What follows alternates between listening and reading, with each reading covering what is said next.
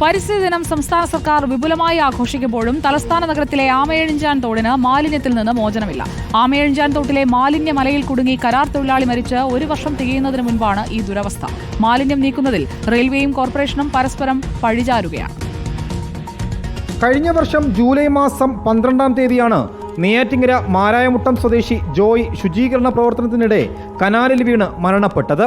ഇതിന് പിന്നാലെ നഗരസഭയും ഇറിഗേഷൻ വകുപ്പും ചേർന്ന് ആമയിഴഞ്ചാൻ തോട് വൃത്തിയാക്കിയിരുന്നു. റെയിൽവേ ഭാഗത്തുള്ള 130 മീറ്റർ ടണലിലെ മാലിന്യം ഇറിഗേഷൻ വകുപ്പാണ് വൃത്തിയാക്കിയത്. എന്നാൽ 1 വർഷം ആകാറായപ്പോൾ റെയിൽവേ ടണലിൽ മാലിന്യം കുന്നുകൂടിയ അവസ്ഥയിലാണ്.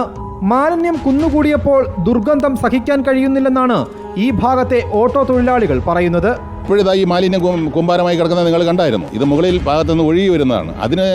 അതിന് ആ ഇടം കണ്ടെത്തണം. ആരാണോ ഇത് നിക്ഷേപിക്കുന്നത്, ഏത് വ്യവസായ സ്ഥാപനത്തിൽ നിന്നാണോ നിക്ഷേപിക്കുന്നതെന്ന് കണ്ടെത്തി അവർക്കാണ് ശിക്ഷ കൊടുക്കേണ്ടത്. നമ്മൾ ഈ ചോറൊക്കെ കൊണ്ടുവന്ന് ഇവിടെ വെച്ചാണ് ആഹാരം കഴിക്കുന്നത്, വണ്ടിക്കകത്ത് വെച്ച്. എന്ത് ചെയ്യാൻ, നാട്ടം കാരണം ഒന്നും വേറെ നമുക്കൊന്നും ചെയ്യാനൊന്നും പറ്റില്ല. ജോയിയുടെ മരണത്തിന് പിന്നാലെ നഗരസഭ മാലിന്യം നിക്ഷേപിക്കുന്നവർക്കെതിരെ കർശന നിയമ നടപടികളാണ് സ്വീകരിച്ചു വന്നിരുന്നത്. മാലിന്യം നിക്ഷേപിക്കുന്നവരെ കണ്ടെത്താൻ 14 CCTVകൾ സ്ഥാപിച്ചിരുന്നു. എന്നാൽ നിലവിൽ ഒരു CCTV പോലും പ്രവർത്തിക്കുന്നില്ല എന്നതാണ് യാഥാർത്ഥ്യം. മാലിന്യം നിക്ഷേപിക്കാൻ കൊണ്ടുവരുന്ന വാഹനങ്ങളുടെ ലൈസൻസ് റദ്ദാക്കണമെന്ന് മോട്ടോർ വാഹന വകുപ്പിനോടും നഗരസഭ നിർദ്ദേശിച്ചിരുന്നു.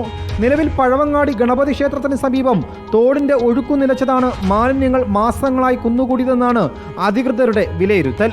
അതേസമയം നഗരത്തിന്റെ വിവിധ ഭാഗങ്ങളിൽ ആമയിഴഞ്ചാൻ തോട് നഗരസഭയുടെ നേതൃത്വത്തിൽ വൃത്തിയാക്കിയിരുന്നു. അതുകൊണ്ടുതന്നെ കാലവർഷം ശക്തമായപ്പോൾ നഗരത്തിൽ വെള്ളം കിട്ടുന്ന അവസ്ഥ ഒരു പരിധിവരെ ചെറുക്കാനും സാധിച്ചു എന്നുള്ളത് വിസ്മരിക്കാൻ കഴിയില്ല.